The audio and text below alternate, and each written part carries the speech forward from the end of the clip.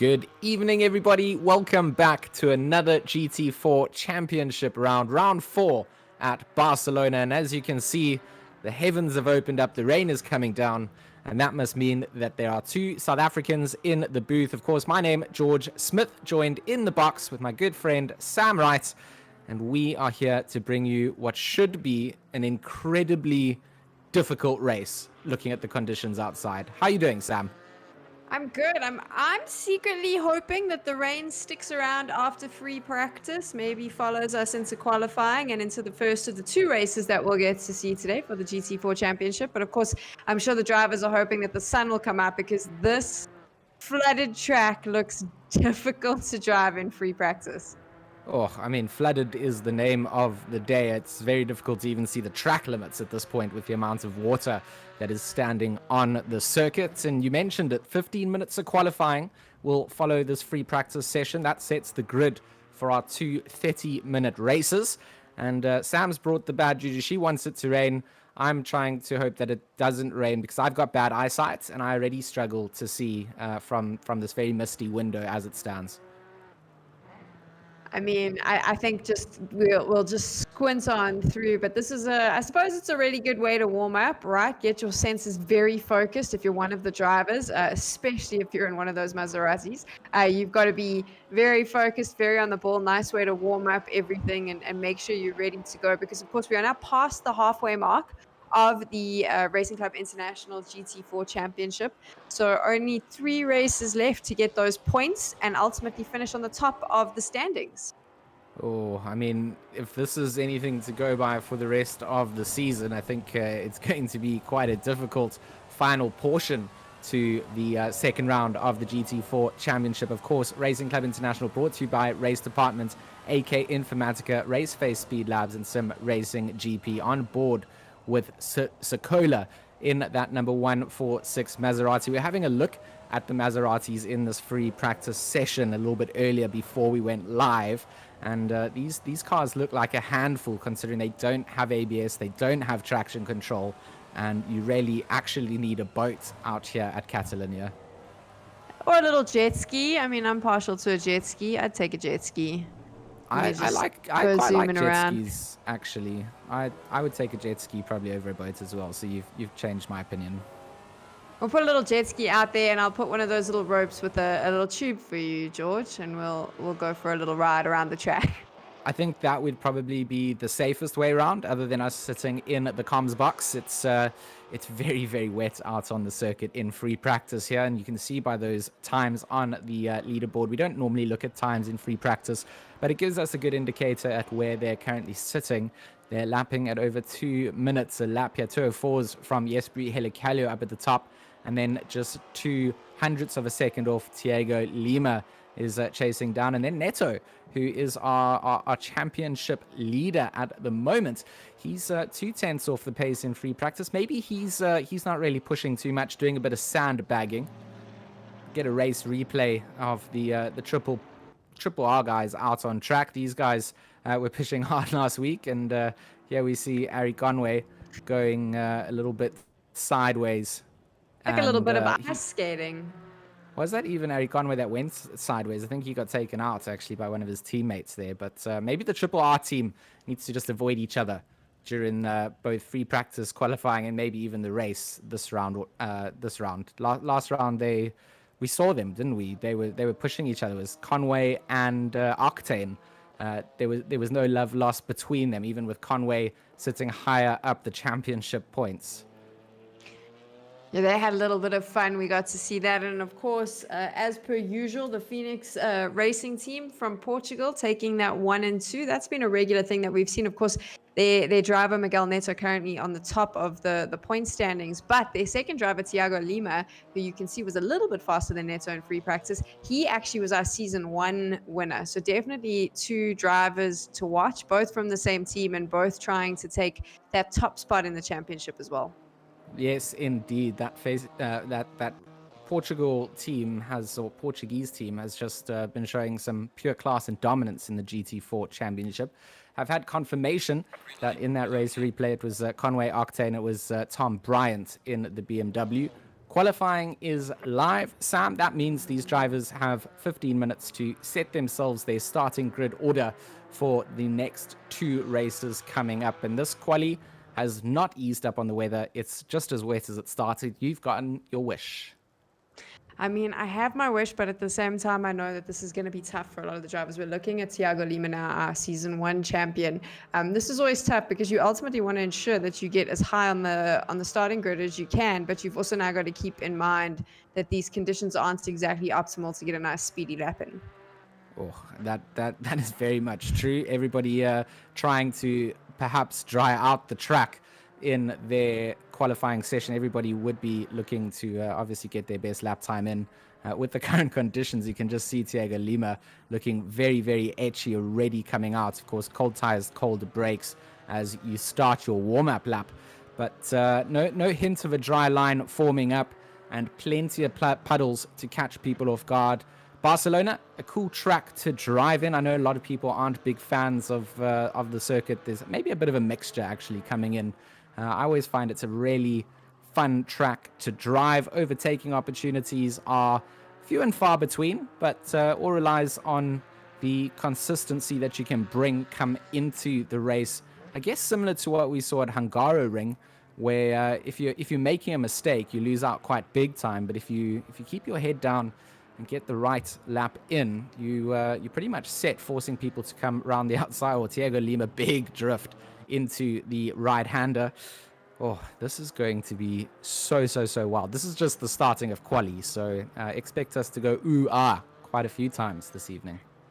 Lots of oohs and ahs, and I think I like Barcelona. I think it's a pretty nice, like, all-rounder track. You know, you've got some nice big open straights, you've got some decent turns, and I think it'll be interesting to see how the drivers cope if the weather conditions hold up into race number 1. But never mind race number 1, just for the qualifying now, this is going to be a difficult one. And I think Lima's about to start what might be his first attempt at trying to get a nice fast lap in. Indeed. On board with Thiago Lima then as he comes down into turn 1. Very, what would normally be an open and visible right-hander, and it really isn't in the rain. A very tricky third corner, this right-hander. You've got to hug that inside apex as much as you can, kind of wait before you get onto the power, otherwise you get caught out and understeer quite a lot. But here you get on the power early and you'll find a lot of oversteer. Then coming down into turn 4 again, hugging that inside apex, trying to extend as far out as you can before then dropping down the anchors for turn 5, looking for that inside apex. Thiago Lima looking to do so, but you can just see how difficult these conditions are by those inputs that are coming down. And now you dip down into the hill and into the dip of the hill through turn 6 and 7. Very tricky as well, just got to avoid those slippery curves. And at the top of the hill, this treacherous right-handed, try and carry as much speed as you can through here, but again, with the wet conditions, got to be careful not to apply that power down too early. Then a nice long run down to the braking zone for the left-hander. You kind of want to start very wide, come and clip that inside apex, and then extend as far to the right as you can near that green runoff. These 2 curbs, you generally in the dry just run straight over if you can. You just saw Thiago Lima doing that. Again, bits of a squabble for the right-hander, and now coming into the closing sectors of the track. Got to avoid that sausage curb on the inside, not to upset the car. Thiago Lima here on the limits of traction and keeping this car facing the right direction.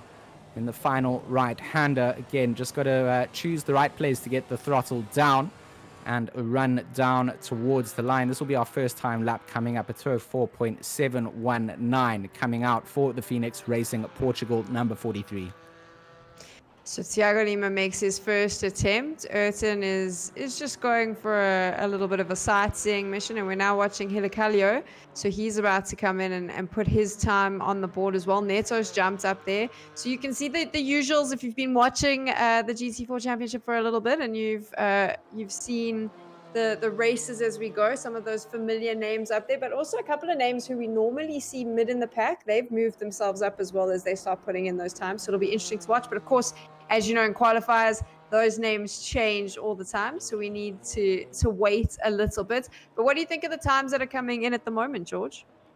I mean, pretty slow for the GT4s at Barcelona, but can be expected with a track condition indicated up at the top of the screen. You can see flooded.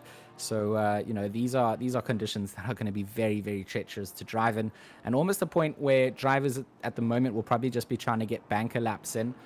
People that are trying to push too hard might even find themselves invalidating laps towards the end of quali, and then the pressure really builds up.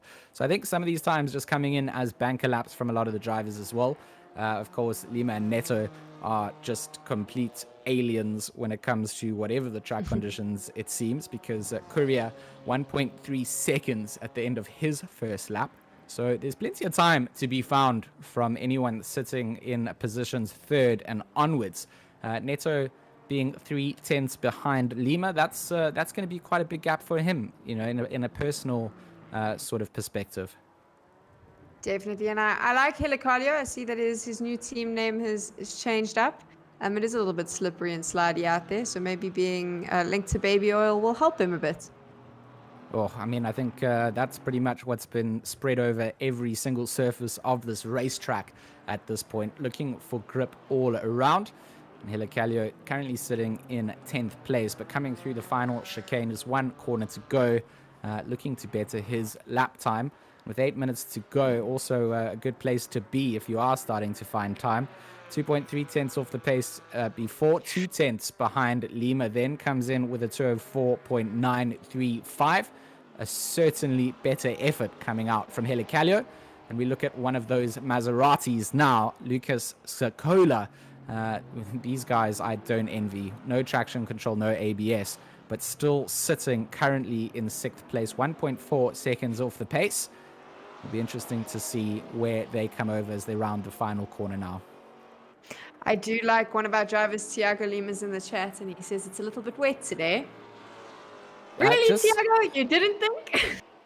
The best part, right, is he's done his lap. He only needed one, and now he's out on the or in the YouTube chat, being able to sort of smack talk as well. But Tiago Lima, big shout out to you. Big shout out to all the viewers that are watching a very, very wet qualifying session here at Barcelona. We enjoy having you with us. If you enjoy what we do, don't feel shy to leave us a cheeky like and a share on the stream. So interestingly enough, just back to those Maseratis, George, so we see that Secola's come up into P4 at the moment, but which is actually really impressive when you consider what he's dealing with. So why is the Maserati such a difficult car in these specific conditions?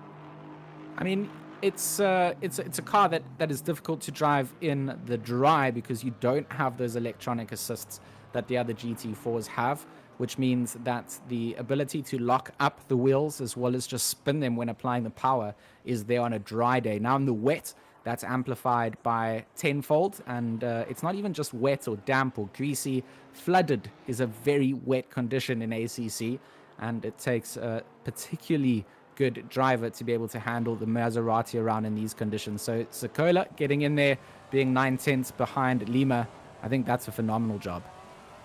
Phenomenal job from him. And of course, we're now on board with the other Maserati from Jazabowski, and we get to see exactly what George was talking about. You can watch as they go around. So far, still some pretty slow times. I think everyone's also just trying to be safe out on the track.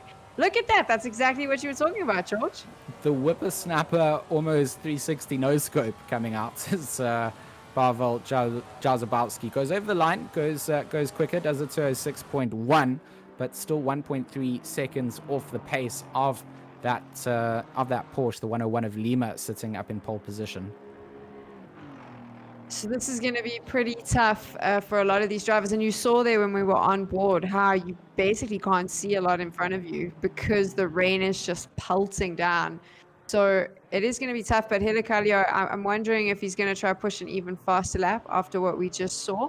I do believe he's sitting pretty high on the rankings at the moment. Yes, he's in 4th place on the standings so far for the season. So this is a perfect opportunity for him to try and bank some points as well. And that, I'm sure, will be in the back of his mind as he races these 2 races today.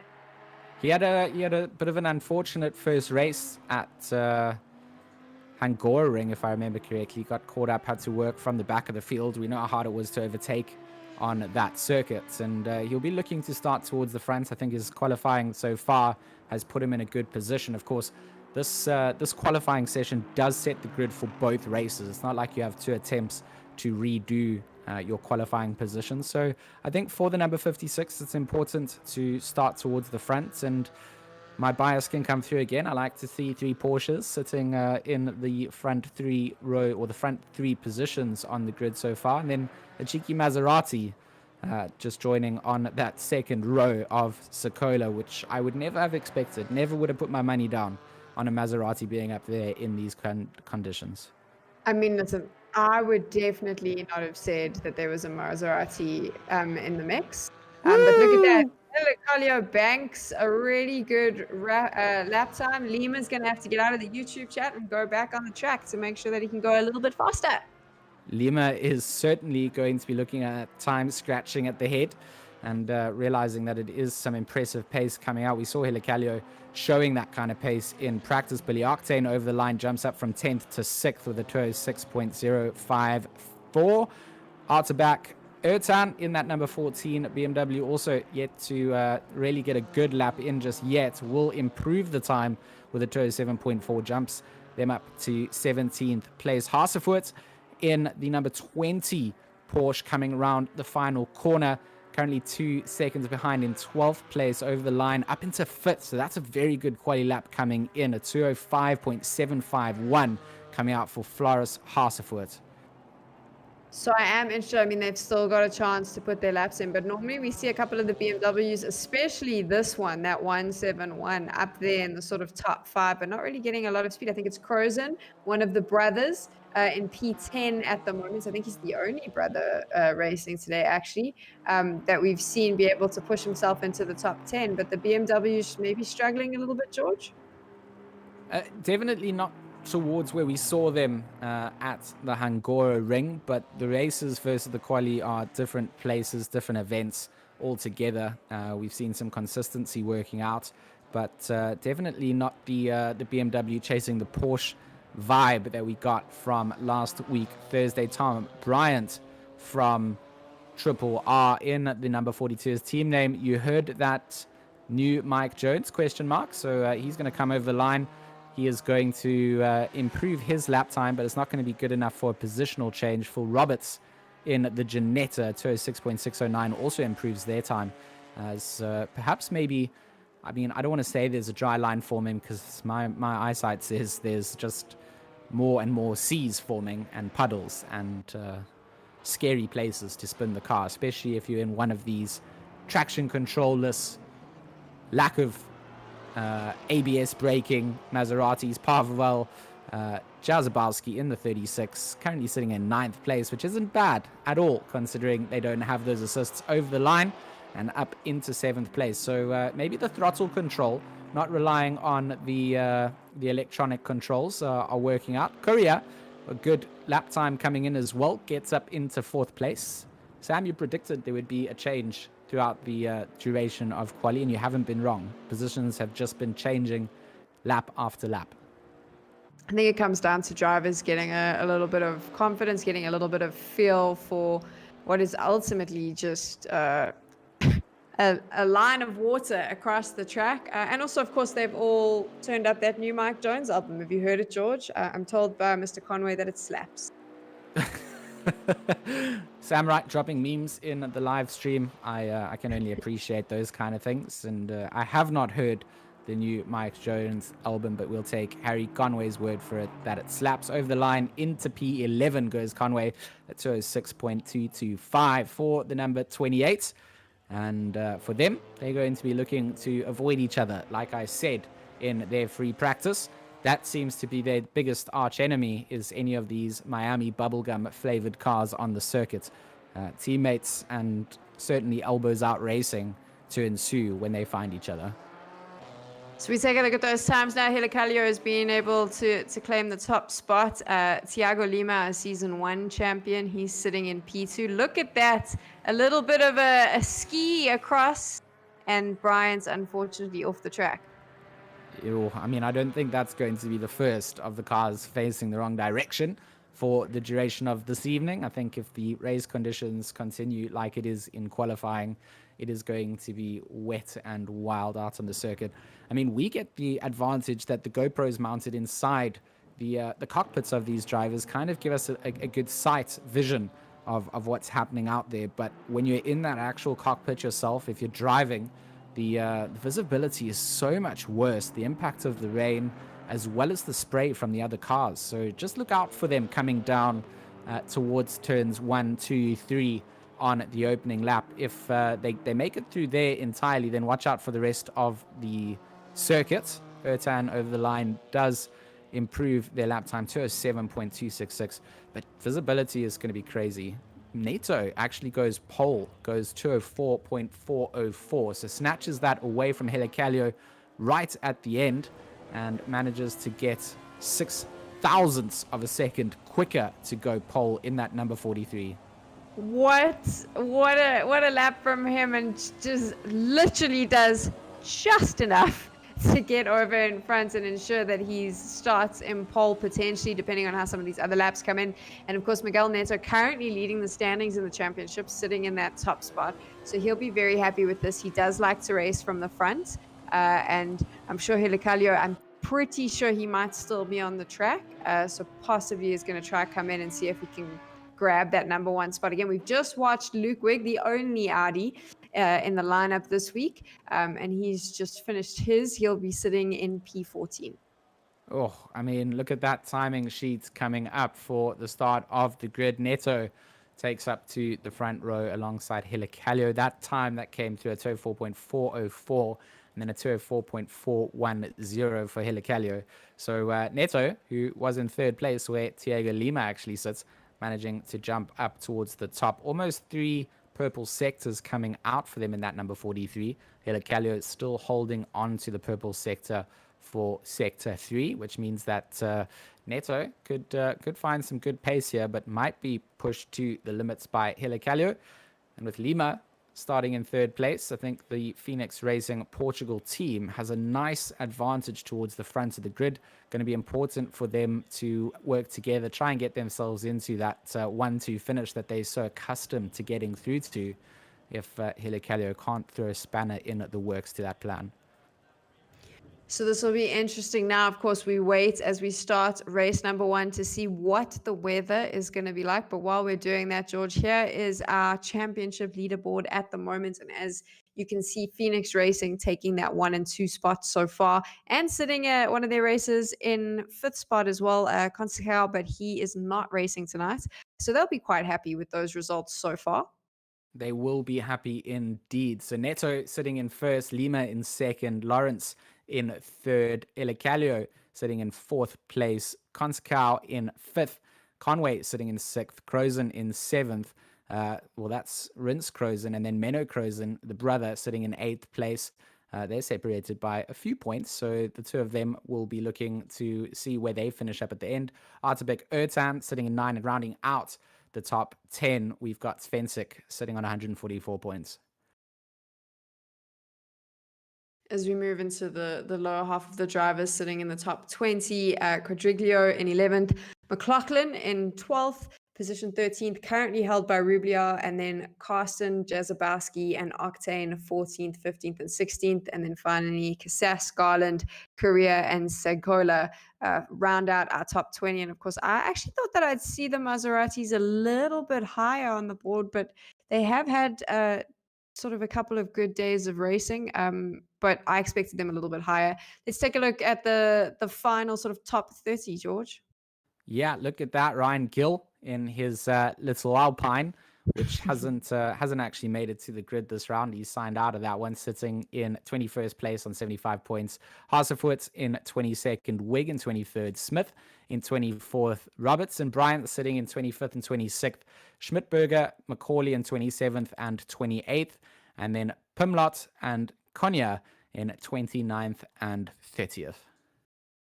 It's going to be some shakeups, I believe, today. Some of these drivers not racing. I think this is the smallest lineup we've had so far in the championship. Only 19 drivers, it seems, will be starting, which will be good because those 19 are going to be able to claim some much needed points.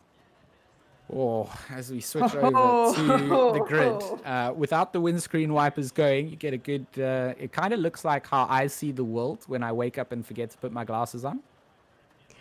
no, this is, I mean, I joked about it at the start, and when we were watching sort of free practice, I said, oh, wouldn't it be lovely if there was lots of rain? But I know that this probably isn't all that lovely for a lot of the drivers. So you can just see it's going to be wet. It's going to be a little bit slip and slidey. Those clouds look very ominous and dark and miserable. So these drivers, they're really going to have to show their skill, make sure that they can face the right way the whole way around and avoid one another. And it should be quite an interesting first race here in Barcelona, George. Well, it should be. I think it sets the tone for how the racing into race 2 is going to go. Everybody wants to get as many points as they can. Of course, 2 30-minute races to take place tonight, both of which count for points towards the championship. It's not like your best result is kept, your worst is discarded. Both of them count. So if you win the first race and just completely bin it for the second, you won't win as many points as someone who finishes sort of, let's say fifth both races in a row. So you got to be careful, got to try and manage your expectations, got to manage the racing conditions that are out there and have respect for each other on the circuit. It's a tight, narrow racing circuit. When it's in the dry, when it's in the wet, just adds an extra element of difficulty. And as we look through the grid, we said it before, our camera angles don't do the justice that is being done to the drivers in the cockpits. They've got a terrifying experience up ahead, and if you're starting anywhere in the mid pack, you've got the spray of the other cars to deal with along with the downpour of the rain. It has not eased up, and our drivers' engines are live, they are off, they are on their way out to do their full formation lap before we get into a rolling start to get us underway this evening. Here we go. Now you get a chance to see exactly what it's going to look like from behind. In fact, not exactly, because it'll be 10 times worse when these cars are going fast. It's going to be wet, and it's going to be that the visibility is going to be hindered. So they're really going to just be driving on feel and trying to stay as safe as they can, possibly a little bit slower than we would normally see them on this track. But that'll be just so that they can hold it all together, really, and stay on. Speed is all relative, isn't it? In these conditions, maybe a little bit slower than what we're used to, but it's certainly not going to be slow at all. And I think we are in for what should be a very good race this evening, if everything gets away cleanly. If it doesn't, well, the stewards are going to be very busy with what they have to deal with. But from our side, we're just wanting to have a good race on the circuit, and that means that all the drivers need to get away cleanly. Of course, on this formation lap, the sim allows the drivers to ghost up, so you can kind of collide with another car or drive through them just for getting into position purposes. But if something like that happens in the race, you have a little tap coming into the braking zone of turn 1, it can just send the other driver across in whatever direction. They're a passenger at that point, and everybody behind them has to try and react to it. It's a very difficult place to be. This is going to be a tough race, and I think the starts is going to be really tricky. I'm presuming Helicarlio, Lima, and Eto will try to get away as fast as they possibly can. But a lot of those drivers in the midfield are going to be possibly a little bit nervous now because they know that their visibility is going to be hindered. Like we said, it's going to be a tough race, and I hope everyone has put their big boy pants on, because they're going to need it for this one.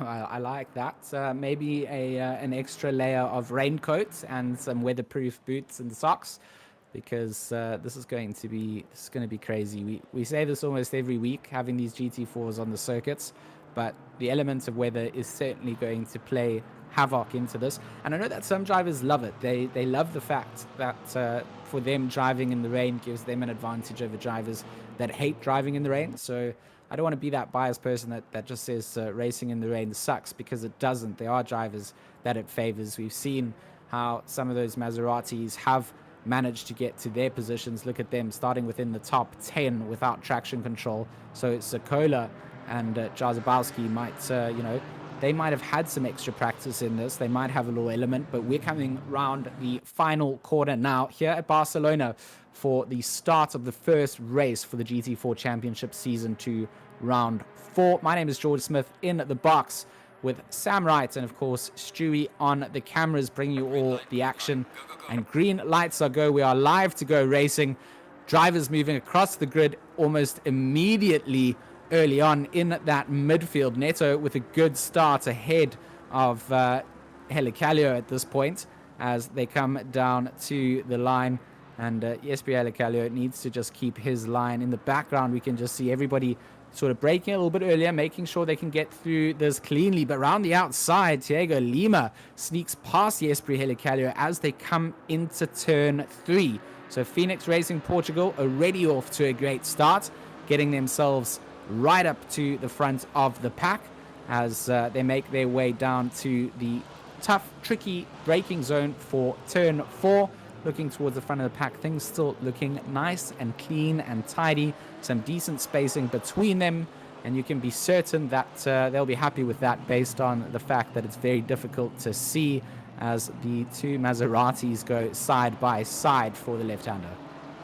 So we're watching the Maseratis now. It'll be interesting to watch them throughout the race. Of course, the conditions aren't as bad as what they were for qualifying. The track isn't flooded. It's now wet. The rain should decrease as the race goes on. So they'll be feeling, all the drivers will feeling a little bit happy about that.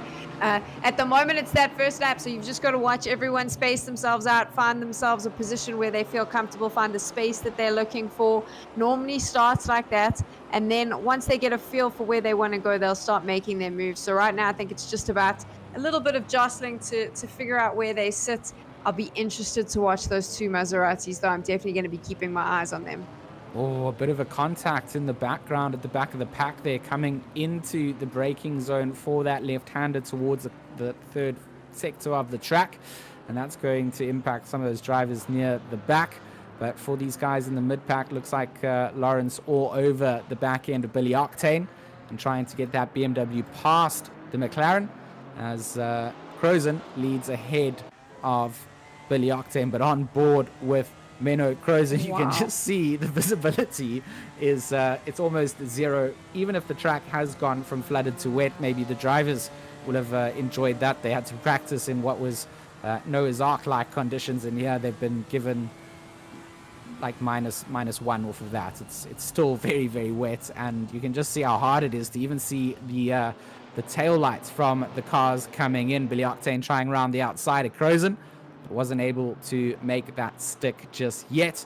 But a good start coming out, bar the final part of that. We get a race replay here from the back of the field, all tap coming in, and those two drivers coming out for Roberts making contact then, and just sending both of them into the gravel traps. They're going to have to make it back all from the rear end of the field, and we should get another race replay again. This was also a little argy-bargy. It was just the likes of Lawrence and Octane just getting their shoulders out. No one was love lost and no lives lost either. Two of them still out on the circuit, able to do what they're needing to do.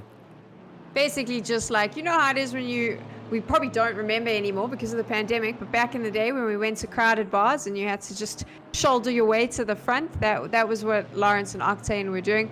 We were on board earlier with Menno Crozen, and of course his brother's also been racing, and his brother's just ahead of them on the point standing. I wonder if the rain scared the other Crozen brother off because it's just Menno today. But now we get to sit and look at Martin Smith.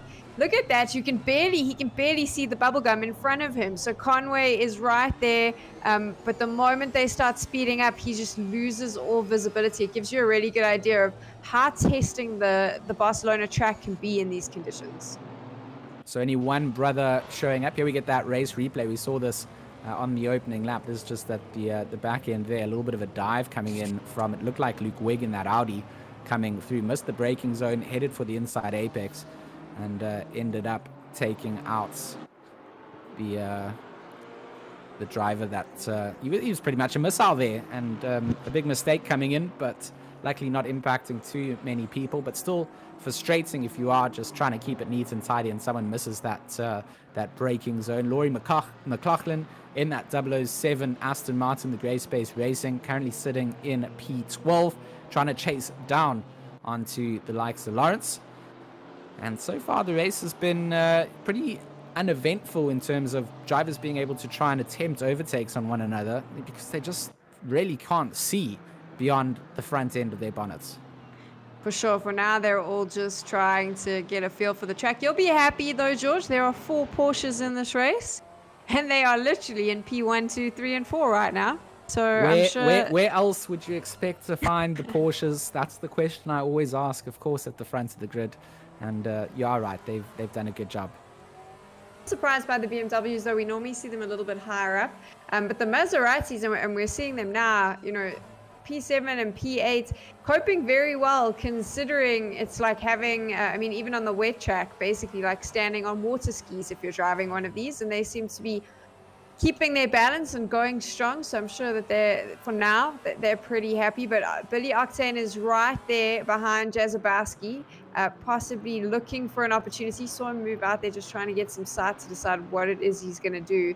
And I think he might make a move at some point. And as I say that, it looks like Pimlot as well, trying to figure out if he can potentially get a line inside of Bryant.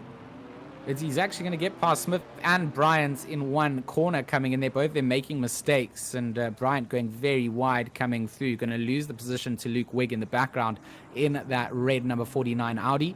Martin Smith manages to still hold on to the back of Pimlot, but it was a good spot there from this 812. Saw the opportunity, saw the gates opening up, and decided to send it through. Pimlot using a lot of the curb, not only trying to use the grip of 2 tires, but certainly trying to see if maybe he can find some more by launching himself up to space, and will get impacted on the exit then down the back straight as Neil Pimlot tries to find their way onto the back of Conway. Still 2.7 seconds as per the last timing sheet update, but you can just see that spray only allows you to see sort of one car length behind you.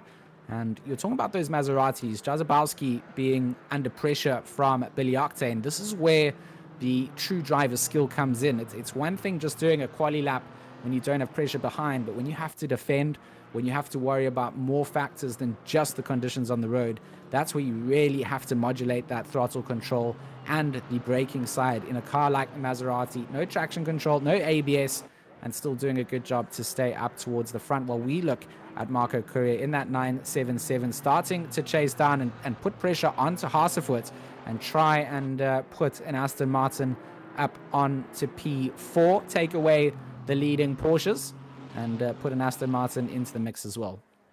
Trying to do that, you can take a look at that leaderboard now. Miguel Neto currently leading our championship. He is sitting comfortably in P1. Teammate Thiago Lima in Season 1 champion sitting in P2. And Hilakalio, who's currently 4th on the championship points, he is sitting in P3. And then the final Porsche is rounding out that top 4. We are now on board with Martin Lawrence, currently sitting in P11. I was a little bit surprised by the 171. I expected him to possibly qualify a little bit higher. I've been rather biased about my opinion of him. He's had some really good races, currently sitting 3rd in the championship as well, but didn't seem to really be his qualifying round on the track. And I'll be interested to see how he copes here, sitting in sort of P11. One of the things Martin Lawrence is really good at is coming from the middle of the pack or right at the back and moving himself up, but it's going to be very difficult to do that when this is pretty much all these drivers are seeing. It really is difficult. It also gives us a chance to talk about the different way windscreen wipers work on different cars. I quite like this waving like motion inside the Aston Martins, almost like danger, danger, it's really raining and I can't see. There we go. Well, when we jump into another makeup car, we can compare, and then we'll do a little vote on the best windscreen wipers. I'm just so impressed with the drivers. Here we go. What do we think of the Audis? This is like a little baby wave, you know? Yeah, it is like a little Mexican I'm getting wave. wet, Mom. I'm getting wet, Mom. I'm getting wet, Mom. It's almost a little bit boring, you know, considering that's how the windscreen wipers worked in my Suzuki back home. So I just compared a Suzuki to an Aston Martin. Then you see the Ginetta, just a single windscreen wiper. You know, it's all about this. Its size matters, right? It's one big wiper. It's one big wiper, and it's doing the job, and that is all that matters. That poor little lone Audi. And then, I mean, I'm disappointed with the Maserati ones. I feel like these remind me, it's like the Audi windscreen wipers with a twist. It's like one big wiper, one small wiper, and the big wiper has like a little bit of tennis elbow going down. But this car has enough difficulties as it is without the traction control. There's Coca-Cola running out wide. That's going to allow Jarzabowski through, as well as Billy Octane, and the pressure coming on from the BMW behind them too. So one small mistake, we talked about it, that's enough to cost you a position. And Coca-Cola, I can't blame them in the Maserati. It's a difficult car to drive, and doing a good job to just recover from that out the exit of the sand pits at turn 5. Such a difficult drive for them, but there you go. I think we've broken down the windscreen wipers more than enough now. So I hope you enjoyed that top tier commentary there. But let's take a look at how our race is now going. Once again, Porsche still reigns supreme. Correa still trying to see if he can catch Hasefoot. But so far, it looks like that top 4, they're feeling pretty comfortable there. But I say that Correa is very close to Hasefoot, and Hasefoot is going to be quite aware of that. So he's possibly going to just work on seeing if he can make some distance between the two. Works in the favor of Helicalio sitting in P3. The 4-second gap that he has to make up to Lima will be something that he'll be focused on, as Hasefoot drops 3.1 seconds behind him. Looking at Martin Lawrence, also feeling the pressure coming out from McLaughlin, but equally just catching up to the back of Crozen. We talked about the Crozen brothers, only one of them coming through and showing up for this race, the other signing out. If it was my brother and I was this close in the championship, what I would have done was cut their LAN cable in half so they couldn't come through. So to be honest, maybe a little bit of sabotage. That will be the narrative that we go to. We've already created a sibling rivalry between them and only one brother making it through to the race. So I'll blame them sabotaging their brother so that they could improve themselves in the championship standings. Yes, there we go. We're going to run with that. Menno apparently cut the LAN cable for Rinza, and that is why he's not racing today. Martin Lawrence, currently in P11, hasn't moved. This is unusual for him. Normally, this sort of at this point in the race, you would normally see Martin Lawrence start moving his way into the top 10. He likes to do lots of overtakes. He likes to move himself up. But again, I just think that the conditions here are not conducive to that sort of aggressive racing. It's really difficult to see what it is you want to do, and to make the moves is really tough. So we haven't really seen Lawrence make a move on Crozen at all right now, and I'm not sure if he'll be able to. Maybe a little bit later, we'll see. But so far, Crozen keeping that P10, looking quite comfortable, and now just seeing if he can potentially take a chance at one of the Maseratis. It's so difficult to really make positions up in this kind of racing when people are driving so consistently. We see McLaughlin actually getting very close to the back end then of Lawrence. A slight touch coming through, as indicated by our racing sensors and all these GT4 cars. So enough to let us know that coming into the chicane there, McLaughlin with a slight touch onto the back of Lawrence. Lawrence with a good run into turn 3. This is a good opportunity normally in the dry to have a little bit of a go coming into the next right hand, into the braking zone as you come underneath the bridge, but not going to be close enough to Menno Crozen.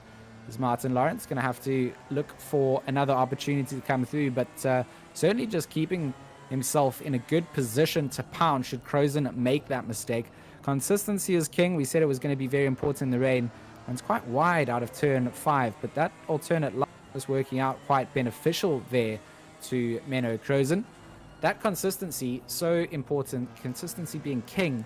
And without people making mistakes here, you're forced onto parts of the track that you really don't want to go in the wet. And the track indicator just showing us that it still indeed is wet out there, with the rain increasing later on. We won't really see that, but we'll stay in these almost lighter downpour conditions till the end of this race session.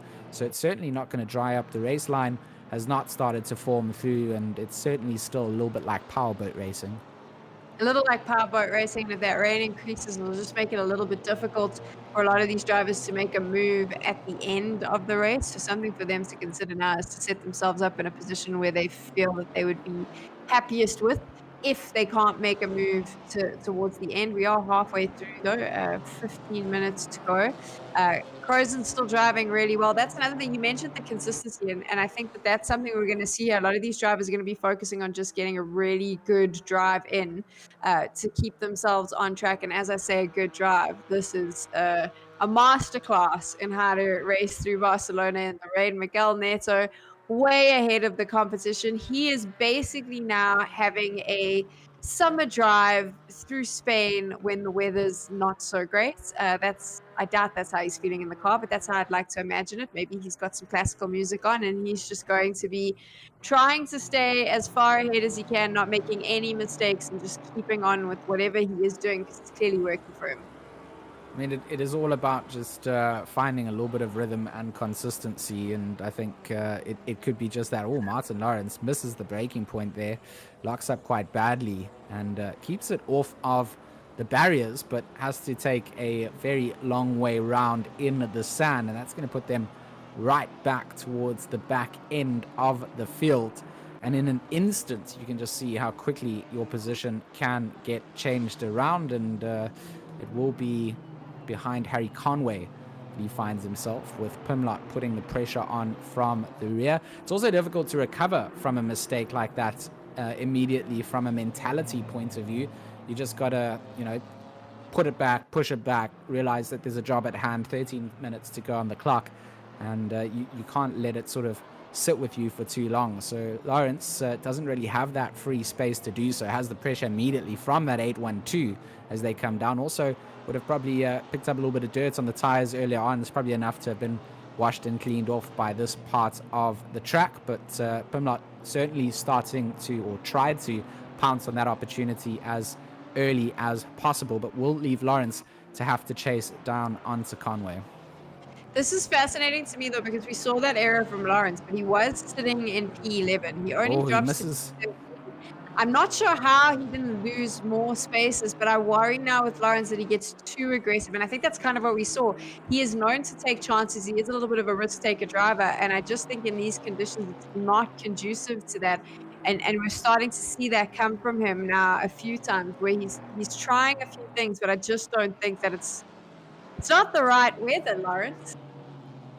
Certainly struggling a little bit. We saw him just having to skip over the final part of the chicane there as well. Couldn't get the car turned around or turned in enough and had to just cut through there. So would have had to ease off the accelerator pedal or risk getting a track limit or track warning limits coming up. And it's just something you don't want to be in. Bryant and Roberts, they're going to be the battle for the triple R's that we get to see on track today, as Bryant trying to catch up to the likes of Roberts.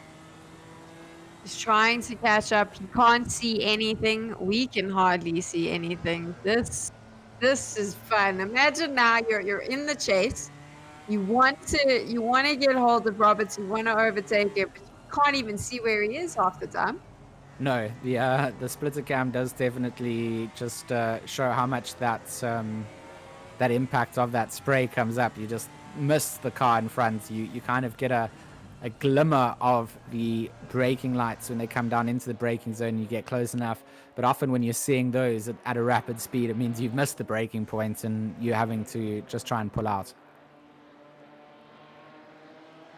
We're still on board now with Roberts, that 225. And I think he's just going to try and get himself as clear from Bryant as he possibly can. That's probably going to be the goal for him, is just to create as much space, because it's never nice when you know someone is sitting this close behind you, especially when, if I'm not mistaken, they're teammates. So especially when it's your teammate, because you know that they tend to be a little bit more aggressive with you. They're not as friendly and polite, are they, Jordan? No, you just want to get away and make sure that you can get the points for your team, so that when you get to the team chat later, you can rip off the driver that's below you. Talking about teammates, Diego Lima behind his teammate Miguel Neto, 5.9 seconds behind. So Neto really has a good grasp of Barcelona in the wet, just showing that these two drivers normally give us a show up at the front. It's a battle between them. Sometimes a gap does expand between them. But Lima not able to adjust over to or adapt to those conditions quite as well as the number 43 who leads the race. But second place is still a good place to be in. 10 minutes to go ahead of Helicalio by 6 seconds. So both drivers putting a lot of pressure on to the drivers behind them to just get away. And for the Phoenix Racing Portugal team, we talked about them having 1-2s. This will be what they would want to be getting. Just get as many points in for the team, get as many points in for the drivers. It is really interesting though when we take a look at those times up at the top and the big time differences between position 1, 2, 3, and even 3 and 4. We haven't seen it that wide for quite a long. I mean, I'd actually say we haven't seen it that wide in the whole GT4 championship. A lot of the time, there's been really close races, and the top 4 have been pretty close to one another. Maybe the P1 driver is far ahead, but the others are still battling it out. This is very, very spaced out there at the top, which again, like George, you said, it's going to put a lot of pressure on some of these drivers that are sitting in the mid pack. You're not wrong. The gaps that exist in this are slightly bigger, and it's, you know, that chance of making an error, just one small error, either a braking zone or getting onto the accelerator too early, is just amplified with it being wet. So if you're not having a pin perfect drive out there and you're worried about those conditions, you do start to just see those gaps increasing. And you know, it might not just be that the likes of Neto is having a particularly quick drive, but look here, Conway onto the braking zone, onto the inside line, going to go side by side with McLaughlin, but McLaughlin with a bit more of an ideal drive coming out. It's all about this corner, turn 3, because this gives you the run down to turn 4. Conway with a face full of spray coming up from the back end onto the accelerator, following in the slipstream as much as possible, but also just trying to read onto the brakes. Goes earlier on the brakes there, trying to force McLaughlin into making the error, out-braking themselves so that Conway can just slip on by. It didn't quite work out there as McLaughlin got the car stopped and turned around, but they've caught up to Crozen as well. So now it's not like you can just really go anywhere. This is really interesting for me. Specifically McLaughlin, we've seen him in this situation before, granted without the rain, and I'm really always impressed by his sort of, I want to call it defensive driving, but it's really just him driving the best race he can. But he's really good at just not allowing drivers like Conway to find the gap they're looking for. And sometimes you think that they've got it, and then he very quickly just makes sure that he can close it down. And while he's busy keeping Conway out of P11, I think that he is sniffing out Crozen. As I say that, Crozen's just given them all a fantastic chance to take a go. Or was that the Maserati? Let's watch. Yeah, it was Coca-Cola, and just goes a little bit wide. Catches a bit of a puddle. You see the back end starting to drift to the right side. So that was the lack of traction control coming out. And at that point, Coca-Cola was just a bit of a passenger there. Unfortunately, Crozen was impacted. Couldn't quite do anything about it, but Sokola does stay ahead, if not anything, just a little bit more aggressively, but not on purpose. It was catching the curb, getting a little bit of a wheel spin, and coming back across the racing line there. And to be honest, it was lucky that Crozen's BMW was there, kind of just was able to use them as a bit of a railing, if you want to say, and get themselves recovered. Definitely. It was like those railings that you have at Temp and bowling. If you don't want to play with all the adults, you can have the sides pulled up. And that was kind of how Crozen's BMW worked. But what Siscola's done now is that he's been able, with that incident, being able to just create some space for McLaughlin and Conway to kind of come in and contend. Not only has Conway been able to get nice and close to McLaughlin, but McLaughlin's been able to get nice and close to Crozen. So we're going to see a little battle here between P9, P10, P11, and P12, I think.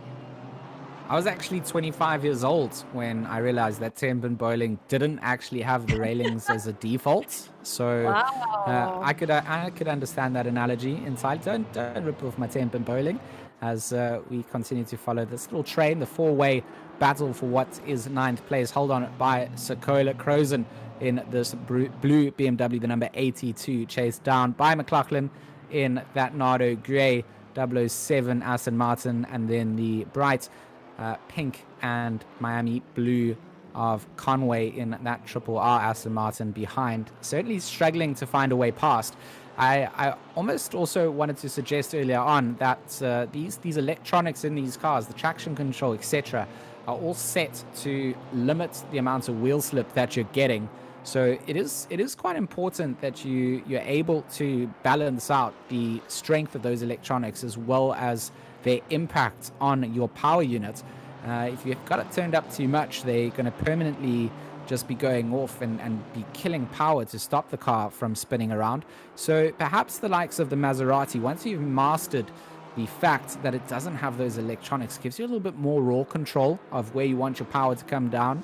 So yeah, it opens up the opportunity and the availability for mistakes to be made like we saw, but it also allows you to modulate just how much power you're getting down, which might be pretty beneficial to those Maseratis that are out. I'm not saying it's easier at all. I'm just saying that you just got to think about how those electronics work and the balance between how they impact your power unit. I mean, whatever it is, we've all said that it seems a bit crazy for the Maseratis to be out there, but Jazobaski as well as Sazcola do such a good job in these cars, and you can see them now. I mean, both in the top 10, possibly a little bit unexpected, I'm sure, but they do such a fantastic job. Other than that, you saw a couple of those errors, but they really do drive well. So maybe that is the benefit that they've found, and it's working for them. So, if it's working, don't fix it if it isn't broken. And that seems to be the case. Sazcola now also being able to just create some space between himself and Crozen. It was a little bit closer, but you can see Pimlott now right there by Lawrence saying, hey, you know what? I got 3 minutes left. Why don't I give this a little shot and see if I can get past you? If you're not going to try it now, you're not going to try it until you get to the second race. It really is time to start putting those plans into motion. You can only follow for so long, and and Pimlott just apexing that corner really nicely, trying to carry momentum up into the final sector here. You are given very few places to overtake, down the back stretch being one of them, after turn 3 being another. And perhaps coming out of the final corner, you've got that straightaway off the start-finish straight. If you get that timing right, you can make a move. So Pimlott putting that number 812 Aston Martin in a good place to try and see if they can make that happen. Lawrence a little bit wide on the exit, using the entirety of the racetrack plus more. And Pimlott now in the slip, as well as the spray stream from Lawrence. Going to go for the inside line if Martin Lawrence breaks early. Hasn't quite been the case here. Pimlott going to have to slot back in. 2 minutes left on that race clock, Sam. 2 minutes left, which means it's now or never. And I wouldn't even say it's now. I'd be a little bit scared of making a move, but this is racing, so we do it anyway. And this is the opportunity. Any of these drivers, if they want to better themselves, better their positions, now is the time to do it. Just to draw your attention, though, to those top 3. The time differences between first and second right now, 7.4 seconds. Between Helicaglio and Lima, second and third, it's like 8.3 seconds. Helicaglio and Hasselfurt, it's 6.4. These Porsches are flying, and they've got really nice big gaps amongst one another. So I think that the top 4, with only a minute and a half to go, pretty much going to be what we're seeing now. So it is going to come down. If you want points, Mr. Harry Conway, you got to get past Crozen. Crozen, you've got to somehow get past the Maserati. That's got to be going through all of these drivers' minds now. They want to get as high as finish as high as they can, because that means more points for them. Oh, this is Courier onto Fimbras Casas in that Camaro. It looked like a move getting made. Yeah, you see one mistake, breaking a little bit too deep, and Fimbras Casas can't even get back onto that racing line to defend. So that's a nice move coming in from Marco Courier, as the driver in the top spot, Neto, goes onto the final lap. So these drivers now have the last 2 corners to go, and then 1 lap to try and see what they can do. And Lawrence feeling a lot of pressure from Pimlott at this point, as is that That's actually McLaughlin behind. Lawrence has gotten past McLaughlin there, and then it's Pimlott through there. So Lawrence has gotten past there, and good sort of consistent drive towards the end. Always going to count. Anything can happen, even if it's the last lap. And that even goes for the leaders. You know, you go off track, you've got a 7-second gap. If you put it into a wall or something like that, it can just go from bad to worse. Definitely can go from bad to worse. Also, Martin Lawrence been able to push himself into P12 now. Remember when we saw him come off the track, he was in P11, dropped to P13, now moved himself up one. So that is pretty good from him considering the conditions. But McLaughlin is right there wanting to force out that mistake, and there is still time to do it. The race is not over yet. The race is not over yet. It's not going to be a photo finish up at the front. But these drivers towards the back of the pack, they've been sort of scrapping it out, just trying to get as many points as they can on the board. And that 007 of McLaughlin trying to see if they can get that position back. Jazabowski and Fimbras Casas, they've gotten themselves pretty close together as well. Wonder if Fimbras Casas not making more mistakes coming into it. And Jazabowski, a nice exit again. Just finds the back end stepping out a little bit, impacts it as we go over to Miguel Neto from the Phoenix Racing Portugal team to take home that first place he's so used to taking. And Tiago Lima coming over the line to take home P2. Jesperi Helicalio in that number 56, the 5W30 Baby Oil, coming over the line to take home P3 and wrap up the podium sitting spots. And the fourth Porsche in the lineup and closes it all off takes P4 Hasefoot, so that'll make you happy. Correa's coming in at 5th, Casas at 6th, Jazabowski 7th, Octane, Sazcola, Crozen, Conway, Lawrence, McLaughlin, Pimlott. They're all crossing the line as they finished in that final lap. And we're now just waiting for Luke Wigg, who just crosses it, brings the Audi home before Smith, Robertson, Bryant finishes off our lineup. Good racing from all these drivers. Robertson and Bryant are still coming around, but I was expecting a lot more chaos. I thought that they all handled it really well, and a good race in challenging conditions, and Tom Bryant's going to bring it home for us now. Tom Bryant come over the line very shortly out the final corner. And to round out the finishing drivers, of course, some of the drivers having to pull out of that. Looks like Arteberg Ertan immediately had a retirement from the race. So good job to the drivers for dealing with those conditions and managing to see it to the very end. The race was less than we thought in terms of bit of a scrap out on the circuit, wasn't it, Sam?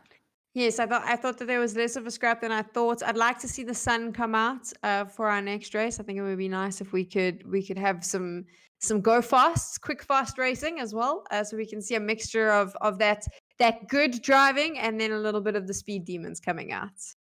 I mean, it was always going to be a bit dangerous with the rain coming down. We saw those track conditions go from flooded to wet. But still meant that the visibility out on the circuit was quite difficult for everybody to kind of gauge where they needed to be. I think it was a very dominant performance coming out from Neto. I think the read and getting the race started the way that they did was timed to perfection, and just kind of spaced himself away from Helicalio from being able to rival that position. And I think the start didn't go well for Helicalio. He lost out very early on to the likes of Tiago Lima. Lima just cool, calm, and collected, all about picking that line coming in to the entry and exit of turn 3. So critical. And in the rain, if you alongside someone and you've got an ideal line, they're going to be struggling. So I think a good read coming out from our front 2. Definitely a good read, and the Phoenix Racing team is going to be really happy with that. Of course, Miguel Neto currently leading the championship on points. Tiago Lima, Season 1's champion in P2, and that's going to mean a little bit more points for them, and they really do drive well. But Helicalio, I think his particular drive in this race would have pushed him up on the point standing, and he'll be happy with that. As I say that, we're getting ready for race number 2, and it doesn't look like the weather is playing nice. It looks like those clouds are here to stay. We'll obviously have to wait and see. I'm playing weatherman now, and I'm completely unqualified to do that. So for now, we're just going to go for a little visit of down the track, seeing how everyone's doing, getting ready for race number 2. I mean, I've upset quite a lot of weather people or people that work in weather or are studying weather by saying that it doesn't matter if they get their predictions wrong because nothing ever happens to them. You know, in other jobs, if you do something wrong, you get in trouble. If in the weather, you can just predict it wrong, and people just change their outfit and be like, oh, you know, weatherman got it wrong. But today on a tour with Stewie, our cameraman, he got a new drone. It's got extra range and allows him to go places that other drones can't. It's also very weatherproof, which is unlike lots of drones. So you can see lots of money being spent on the production side. All these people out in the rain, they obviously, they're just excited to be able to socialize with people again. They don't care if it is pelting down. And you can see a little bit of a party going on in the car park here. I mean, a little bit of a party in the rain looks like a good plan. I mean, I don't know how I feel about rain parties, but there you go. Now we're just going right into the back end, taking a look at. I mean, I want to talk about this, but I don't want to talk about it. So we'll just move the drone on out. Apparently it's a bowling pin. It looks like something else to me, so be it. Maybe my memory of bowling pins isn't so great. George was the one playing them, doing a lot of bowling in his youth. Oh, look, the Ola ice cream stand is locked down and cold, and no one is able to actually buy ice cream out at the circuit. One person there just in a short-sleeved T-shirt, clutching at his arms, pretty cold, so hoping that they will next time remember to bring a jacket. Nice little fly through here. If you're a very short person, you can take a cruise under that and have an experience. I must say, the rainy weather hasn't made exploring very fun. When we were out at Hungaroring, there was a lot more interesting things around the circuits. There was even a water park to go and adventure to after the race was done. Here, the water park is actually the circuit, and the fun is to be had when you're not out on the circuit, actually. It's here in the comms box. You say that there was that great piece of artwork that is apparently a bowling pin that we got to take a look at. And now we get to look at some of the cars, which are really what we're here for.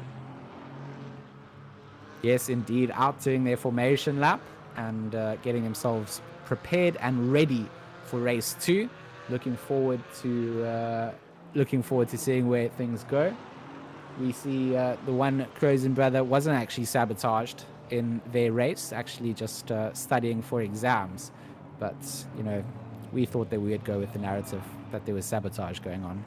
I mean, if you were sabotaged and then blackmailed by your brother, you'd also say you were studying for exams. So that could have happened as well, just saying. It's true. We could still stick to that narrative. But out in the circuits, drivers getting themselves as ready as could be and trying to just prepare themselves for what should be another interesting 30-minute race. I got a little feeling that there's going to be a little bit more boundary pushing coming into the second race. The first one was quite conservative. I feel the second one is going to be handled a little bit differently. I love this camera angle so much as we get to watch all these cars come past. I definitely think it'll be a little bit different. I think a couple of these drivers may be regretting not being a little bit more aggressive to ensure themselves finishing a bit higher up. Because obviously the higher you finish, the more points you get. This is a championship series. You want to get as many points as you possibly can. 2 races a week. And of course, this is our 4th out of the 6th. So time is starting to run out. If you want to contend for those top spots, you got to do it now.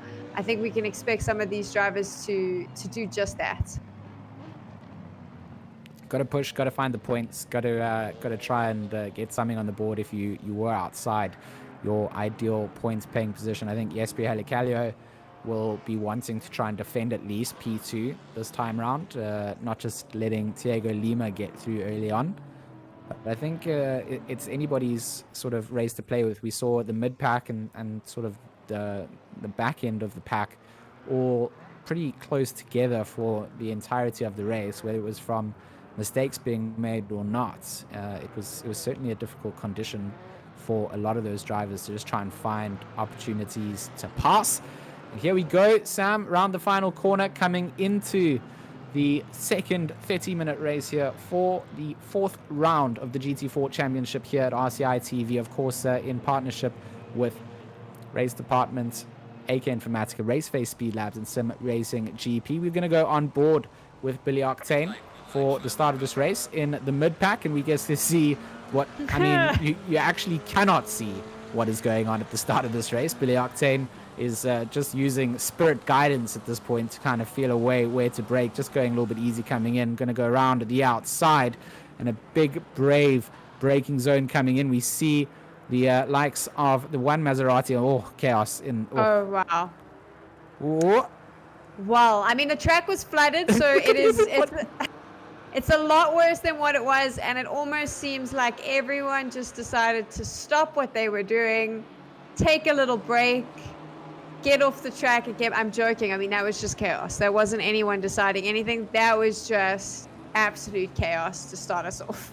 I mean, I felt like this would be a little bit less conservative. I think it kind of takes one or two people to push the limits coming in. I think there were multiple people trying to see if they could just get something off the whole shot position there, as we follow along. Full Roberts actually with a very nice start in that 225.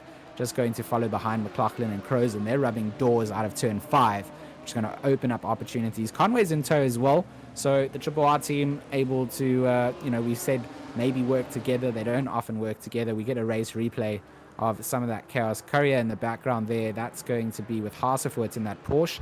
Courier with a terrible attempt at a rejoin as well, actually picks up the side of Wig, who wasn't too impacted, but I wonder if they were just trying to get themselves off the racing line. I'll give benefit of the doubt. Here we get another race replay on board with Jarzabowski in that Maserati. And just a lot of chaos behind there. It was Billy Octane that came into contact with Fimbras Casas in that number 10 Camaro on the entry into turn 1. Not a place you want to find yourself facing sideways with a bunch of GT4 cars behind. So this is always going to be a little bit frustrating, right? There's a lot of drivers that got caught up in that. A lot of them have lost the positions they were in. So some drivers are going to be really happy because it gave them the start they needed. One of the brothers up there in P6, McLaughlin in P5, they'll be really happy with that. The first Maserati, Siskola, he was able to completely avoid the chaos as well. Roberts in P7, but everyone else who kind of got stuck in the mess of bumper cars is now going to have to fight really hard to pull themselves back into the top 10, which is where some of them, I'm presuming, would have wanted to start their race.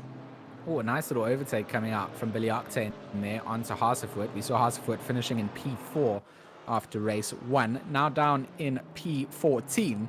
So that is a rags to riches story, or riches to rags story. I think that's the way to say it. Going from P4 to P14. Riches to rags. Riches to rags. That's what's happened. But you still got 26 minutes to fight, almost 27, to just race it all back. This is now what it's about. Now we're going racing, and you've got to drive. We're taking another look at a replay here, George. Yes, we are indeed. Phil Roberts and Harry Conway, they may have traded up positions here. It looks like Harry Conway going to get a better drive out at turn 5, going to pass Phil Roberts. But Phil Roberts, we are talking about riches to rags, rags to riches this time around. Phil Roberts in P7 in that 225 Janetta, so he benefited a lot from the chaos at the start of that. Definitely did. Let's take a look now at Marco Correa, seeing if he's just gone for a little sightseeing. Wanted to just go wave at the crowd that was there. So a little tap coming in there, upsetting the back end of the car, driving the traction control wild, and having to just get off the accelerator entirely. Neil Pimlott also just driving off the racing circuit there. I wonder if they maybe caught a little bit of a wet patch, and we said in the dry you can just kind of use as much of that curb as possible. Got upset by it. Little tap on the car on the inside of them, and sends them off to the back of the pack almost instantaneously there. What's quite interesting to me is that a lot of the time when we're watching, as I say, that Helicardio nice and close to Thiago Lima here. But what I find quite interesting is when we have more optimal track conditions, especially with these GT4s, is they can do a little bit of a bump and tickle every so often, and it's they can rub each other up a bit, and it doesn't have too much of an impact. But there you see, even the slightest bump, if you hit a wetter spot on the track, you're going right off. You have to be very careful now about those aggressive moves that you make. Talking about that though, Helicardio here in P3, nice and close to Lima, possibly deciding that this is his opportunity to contest those top three spots. Of course, he finished in third place in the first race. He's currently sitting in fourth on the championship standings. So if he can overtake our season one champion and then maintain P2, that's going to be really nice for him on the point standings moving into week 5. For sure, it's a good observation there, and Helicardio in a good position here to maybe reel in Thiago Lima. We saw at the end of the first race those big gaps between the leaders. Neto already starting to build one of those up, but Helicardio keeping Lima nice and honest and just holding them back. Luke Wigg, who found themselves towards the back of the field in race 1 in that number 49 Audi that we're focusing on now, starting to put pressure on to Roberts. Roberts losing P7 to Conway already. Luke Wigg looking to see if the number 49 Audi deserves that spot a little bit more than that 225 Janetta. I hope not. I'm sort of inside rooting for Phil Roberts. A little bit of bias coming in for sure. Staff members of RCI, etc., driving, racing on the race circuit at the moment. But I'm just looking forward to seeing Phil Roberts having a good race here. And in a lone car class, the Janetta, there's no one else driving it. And you do want to see them doing okay. To me, it's the baby, what did I call it last week in my head? I didn't say it. It was like a baby Dodge Viper. It's got a body kit that sort of reminds me of that. And I was always a fan of Dodge Vipers when I was younger. I obviously matured and chose Porsches later on as we jump on board with one of those now. Florence Hasefoot in the slip of Lawrence and looking to try and rebuild up their reputation coming into race 2, as looks like Billy Octane actually losing that position to Hasefoot at some point earlier in that lap. Octane having made that position up, but giving it up. And from the back wing of that Janetta, you just see how much pressure Wigg is putting on, and a good run out of turn 3. Going to put them side by side now into the braking zone for turn 4. And Wigg going to go, ooh, Smith with a cheeky dive. No stop. Just use Phil Roberts' Brembo brakes, why don't you? So this is, I was about to say something, and I feel like I might have commentators cursed it now after that. But what I really liked is that we got to see the likes of Phil Roberts, Lou Wigg. Let's just watch this again and see what happens, George. That was a dive bomb. No, there was no stopping there, and I'm very sad because I was putting my money on Phil Roberts, and the bookie's not going to give me a refund. The bookie's not going to give you a refund, but Phil Roberts currently in P9, Luke Wigg in P8, and the reason that I actually wanted to focus on this is some of the drivers, you mentioned the riches to rags, rags to riches stories, some of the drivers that are consistently at these race days, consistently racing in the championship, but do tend to finish towards the bottom of the pack, have had an opportunity to grab that rags to riches storyline now, and it's the Luke Wiggs and the Phil Roberts that have been able to pull themselves up and sort of are sitting in a really nice place. So I would like to see them have the opportunity to really show us what they can do when they're not sitting behind the pack of cars, where they're kind of in the middle and they can contest. But as I said, that I see that Roberts has dropped to P12 already. Octane, Hartsworth, and Lawrence have all taken advantage of what happened and moved ahead of him. Luke Wigg currently sitting in P8, but for how long we don't know, because I know how fast Lawrence is, how fast Octane is, how fast Hasefoot is, and they are all right behind him and Harry Conway. So it's good. It's going good for Lawrence. Finds himself within the top 10 at least, but more pressure coming out. Courier and Fimbrisca Stas going to go side by side. Actually going to go Marco Courier's way coming into that braking zone. Going to get that position up. Jazabowski has made up one position. Bryant just decides that he's going to skip on turn 2. Going to rejoin the circuit on the outside of turn 3. This should be the run that Pimlott and Jazabowski need anyway to get that position taken over from the number 42. And they will, coming then into the braking zone. Still side by side, Smith and Fimbras Casas. Casas on the outside, kind of in the unideal place to be.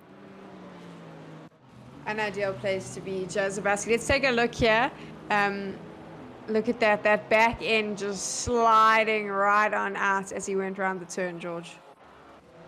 My friend Jason Webb, a sponsored drifter for Monster Energy, would look at that, give it a good amount of points, other than touching the gravel, but certainly managed to just hold the slide out, get control of the car. Doesn't count too much here, though. That's time lost, and we'll have to rejoin the racing circuit behind all the progress being made. The number 33 of Octane rearing to go, staring down at the back end of that BMW of Martin Lawrence, and the 171 trying to do their very best. Of course, the Triple R team giving themselves a nice little nickname change in their team today. What was the how did the line go, Sam? Have you heard that new album, the new Mike Jones album? I've been told it slaps. You know, I don't. The Triple R team just always full of banter and memes, and certainly the ones to bring it through to the stream as well. So good fun for us to be able to just enjoy that. Well, Martin Lawrence doing a big drifty slide as well, managing to keep it between the lines. That one would certainly get 10 points. 10 points for Martin Lawrence on the drifting, but it's not enough to get him past Luke Wigg. And as I say that, I think Octane's just made his move on Lawrence. That drift, has he been able to do it? And I believe he has. I think Hasefoot too aggressive there. And Lawrence goes sliding right across. He's just lost it to Octane and Hasefoot, and I'm actually pretty sure there's a bunch more coming up behind him that might potentially... Hasefoot actually drove into the back end of Martin Lawrence, even if there was a little bit of a slower exit coming out. Of course, Lawrence was trying to defend against Octane, would always compromise the exit speed coming through, and Hasefoot, as the driver from behind, should have maybe been aware of that. Couldn't really adapt to the change in pace, and drove straight into the back then of Martin Lawrence, which has cost positions. And now Courier in the 977 bright Lumo green Aston Martin, perfect for these conditions that you can't see, is starting to put the challenge to Lawrence. So this is the opportunity now for Courier. Lawrence is going to be really annoyed. I think he was in like P9, sorry, at one point, and he's now dropped all the way down to P11. Courier is going to be able to take a chance here, I believe, and will probably take his opportunity very, very soon. So Lawrence is going to be a little bit frustrating, but we all know Martin Lawrence. We know how well he copes in these situations. We know how quick he is to make up his places. So he's just going to have his eyes locked on Hasefoot now to go and take him over. Let's watch this replay again, George. Ooh. So the little tap coming in and giving the position back. So I think Fimbres Casas aware that was not quite the done so thing. Gives the position back. Gentleman-like racing and behavior. Here, Calio up the front, whilst we move away from the chaos that's been happening towards the end. Has done a good job just staying half a second behind second place of Thiago Lima. Neto, though, has just used this opportunity whilst Lima's busy to just build his gap up to over 5 seconds. So Miguel Neto looking good at 16 minutes left of the race to take home a double victory here this evening. But, you know, it's not done until that checkered flag waves. We've seen weirder things happen. As Smith now to deal with Roberts. I think Smith getting past Roberts. And Roberts, who I put all my money on, Sam, you told me not to. I did it. Has now fallen down the order. I never said not to. I said, for me, Luke Wigg, Phil Roberts, I wanted to see them up there. Phil Roberts, unfortunately, falls back and gets himself caught in that little squabble that we saw, which meant that he lost some positions. Luke Wigg is holding on to P8, but for how long, I don't know, because Billy Octane is right behind him. And I was busy talking about this, so I've missed whatever is going on here. George, let me know what we're looking at. Well, Octane went pretty deep out of turn 5. Here's the race replay. Hasefoot then going to be allowed to come alongside, but having to sort of back out of that. Not an ideal place to really take that corner. Slows the car down a lot in that Porsche and then settles back in behind the McLaren. But if mistakes like that are made from Octane, you can be sure that Arsavoort is going to look to see if they can capitalize on that as Jarzabowski cruises on past the likes of Roberts. So Roberts and Smith going side by side through that right-hander. Roberts catching a little bit of a slide, having to just back off that power. That impacts you down this back straightaway. And Jarzabowski in that Maserati going to make up another position coming through. And sadly, that means that Phil Roberts drops one more position down. But I'm still behind the Janetta gang. I will stick to my bets. You can see Kiana Smith has also taken a drop, gone down to, I think, this is the problem because of what happened right at the start of the race, right? So we had quite a scene. I feel like that's the best way to explain it. But what it meant was a lot of our sort of the cars that we see up at the top. I mean, we're looking at Casas now. All of these drivers that are normally in the top 7, top 8 got stuck right at the back, and they're now making very aggressive moves. We're halfway through. So now they're making all their moves, and it becomes it's almost like a little bit of a rough and tumble rumble at the back of the racing pack, George. I think Martin Smith changed out the brake pads for Kellogg's cardboard wrappers and hasn't managed to find the braking zones in the wet. Another braking zone down into turn 1 this time. Just misses that. That's going to cost the position. Roberts gets through Smith once again. Bryant pretty hot on the heels of Smith, so Smith just maybe struggling slightly with a little bit of pressure, trying to get through. Of course, the track started off flooded. It's moved itself to wet.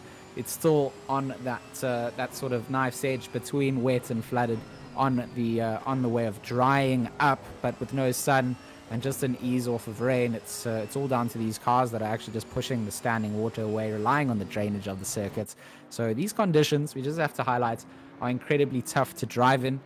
These drivers in the dry would be almost flawless. We've seen just incredible racing during the dry. The wet here, an element of surprise coming through, just test the waters, so to speak, and to just see how the drivers would handle it. But looking at Korea from Lawrence's rear diffuser, you can see that the pressure definitely on from that Lumo 977. One mistake to be made, and this position will be done. And that mistake is, just as easy as just losing traction on the rear end and having to get off the accelerator before one of these long straightaways, or just missing a braking zone and having to recorrect on the circuit.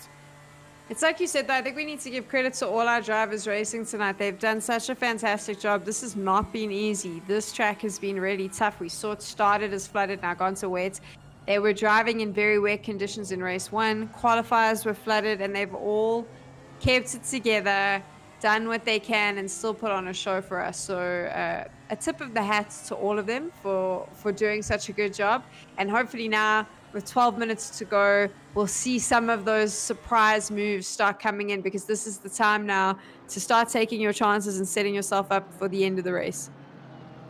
I suppose you can't really even wait to those closing 5 minutes. Is a good observation that this is the time to start executing those moves, start to really put that pressure on. And it's probably something that they have been trying to do. Lawrence going a little bit wide around the outside there, maybe opening up an opportunity. It looks like Haasford actually trying to follow through has made the bigger mistake and allowed Courier to just get the drive out from turn 5. Oh, Lawrence, more slides coming out. I do get excited by oversteer. I have to just make that very clear. The back of a car just drifting around a corner, I think, is something that is just magical, especially if you can control it. If you lose it, then...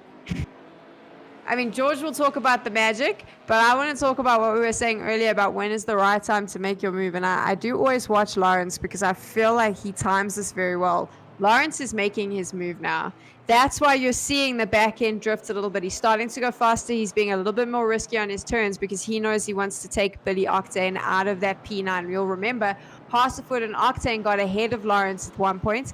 He's going to want to get back to where he was, which was on P9, and I do believe that's what he's going to do now. And of course, Correa is just waiting, because in conditions like this, when you drive very aggressive, this is the perfect opportunity for you to just hang back and wait, because you could potentially make a mistake, or drift right on off the track. So Correa is just going to set himself up really nicely behind Lawrence in the hope that either that's going to happen or he himself will make a move as well. And I think you'll see a battle between the lime green and that toothpaste look of Martin Lawrence's BMW.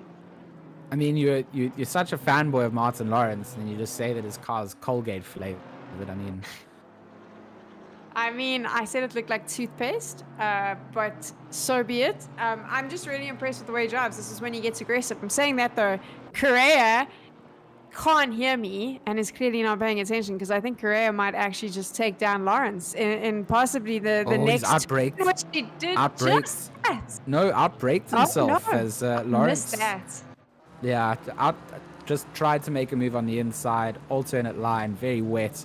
The car is basically just out of control at that point. Your ABS is flat, and it goes the way of what you were saying with Lawrence, and just saying that even if you've got pressure coming out, you got to just sort of stand your ground, make sure that you're sticking to your racing line, and force other drivers to take that alternate line, which is going to be wetter. It's going to not have the same traction, miss a braking point, and it's just going to be a bad time.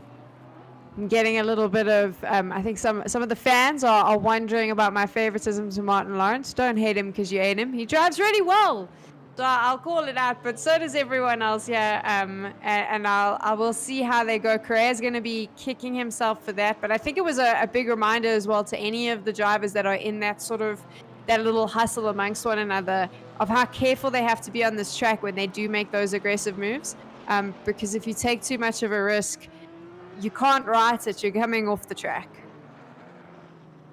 You do have to just make sure that the entire race is done and dusted by the time the checkered flag waves. So it's all about timing that move. You asked about it. When do you really time it out? And you got to make sure that you're doing things with a calculated risk, and the reward needs to be that you've actually got something to make up from it. I think Correa just tried to see where that limit was, got punished out quite badly with it. Pimlott and Hasefuert side by side. Pimlott on the inside line. Oh, that's a nice little overtake as well. Going to set up for the exit of turn 3, but not quite get enough across to defend. And I think Hasefuert, very wise decision there not to go through a closing door, and we'll just follow behind. I think a little flash of the headlights came down as well.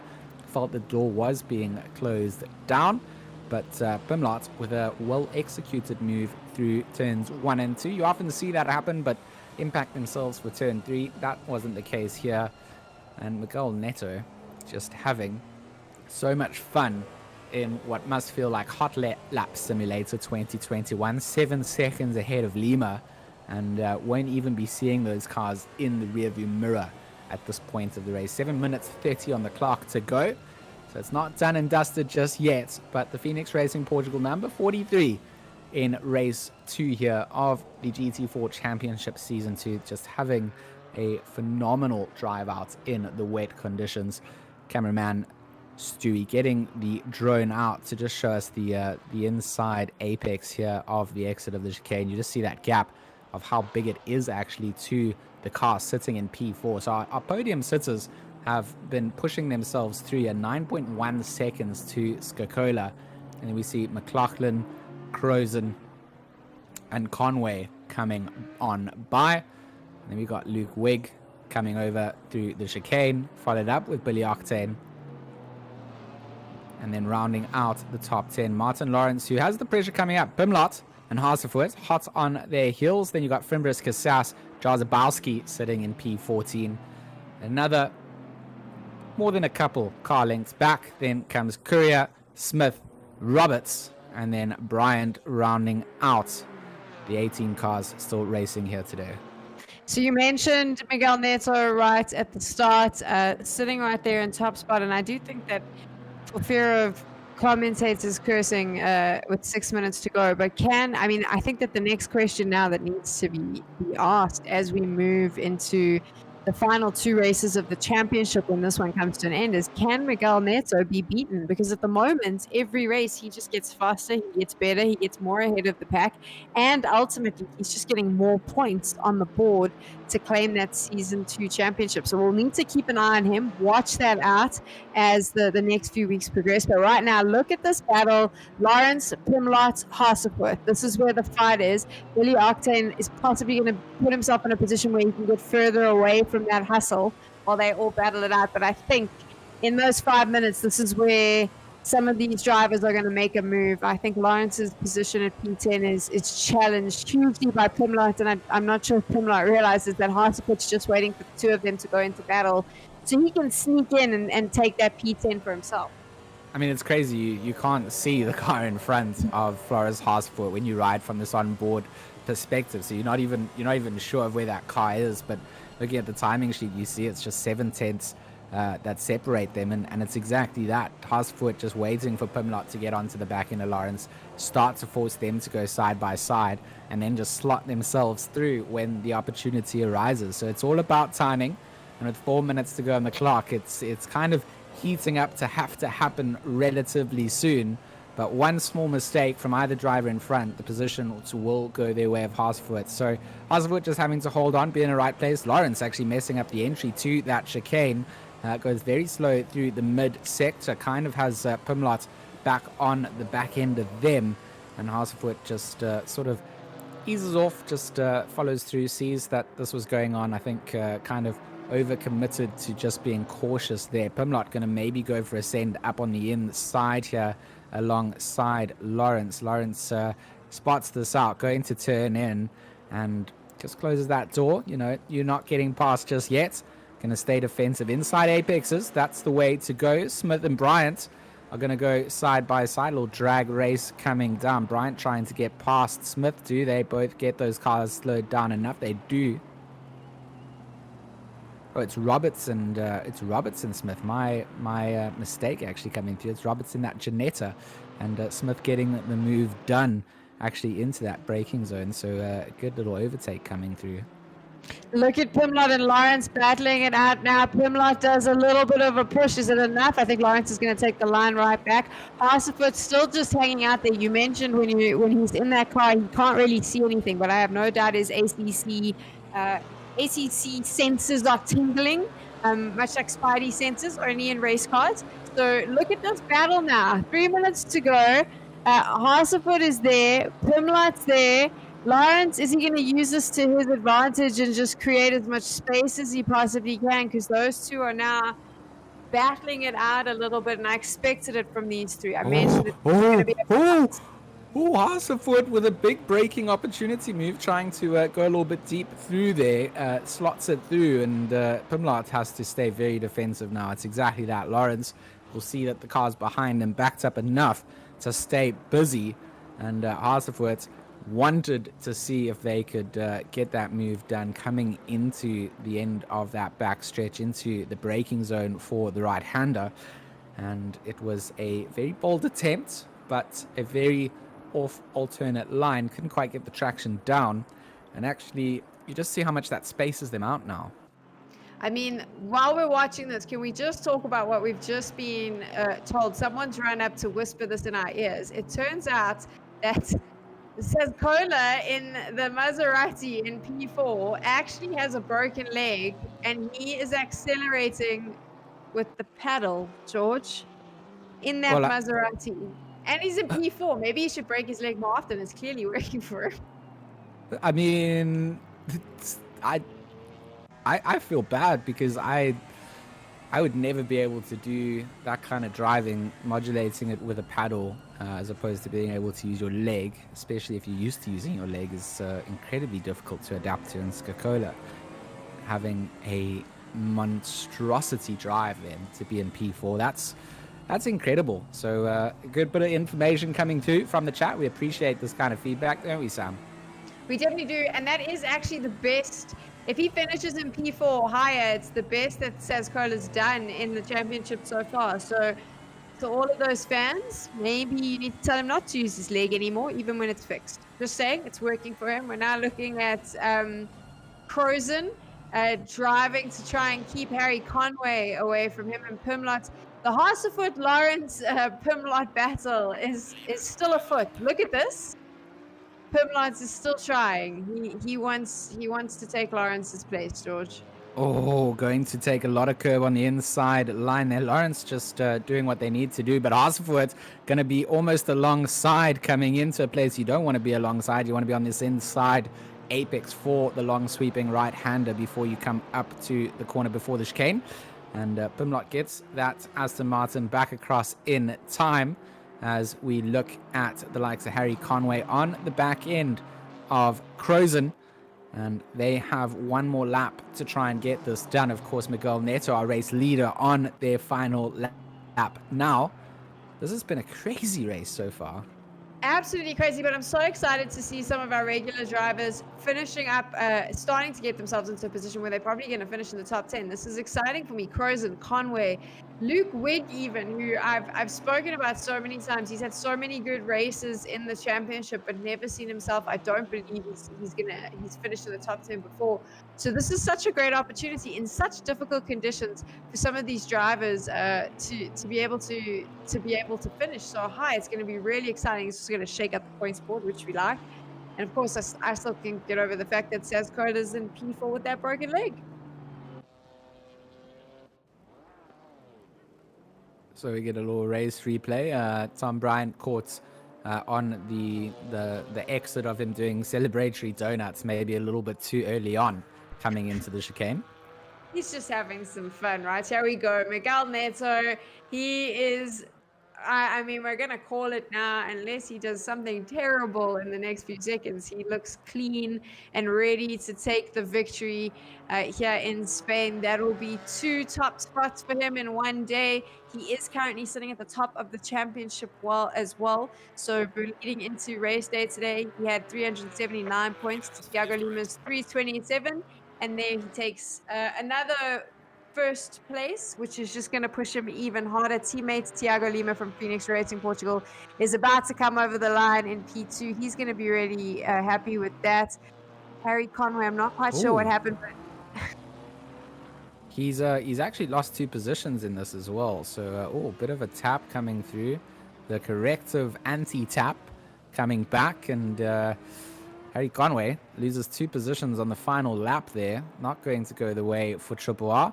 For Roberts, going to get back past Smith. And these two, they've been having their own battle. Doesn't matter what's happening up at the front. This was actually what I put my money on when I said I put my... Oh, I was kidding.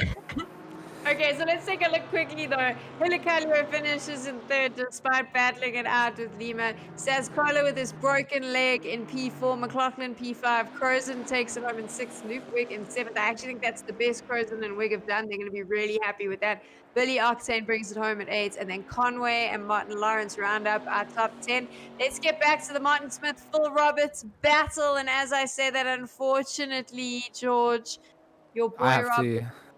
I have to pay the bookie, regardless of which way I spun it. I was hoping that Phil Roberts versus Smith was what I'd put my money on, but it clearly wasn't. Tom Bryant going to do a drift around the last couple of corners, couple of seconds behind the race leaders and the mid pack, because he was already facing the wrong direction coming into the chicane. But all is done, all is fun here in Spain when Brian, little drifty boy coming out as well, will cross the line in P16. But that was a crazy race. It was a crazy 2 set of races. It was very wet, and we do get to see the results coming out from race 2.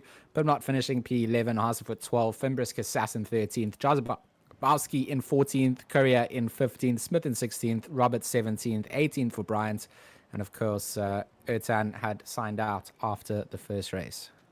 That was insane. I can't believe how much more aggressive it was in race 2, considering the conditions were so much worse. So you would expect everyone to slow down maybe after race 1 when they realized how tough this track was in the wet.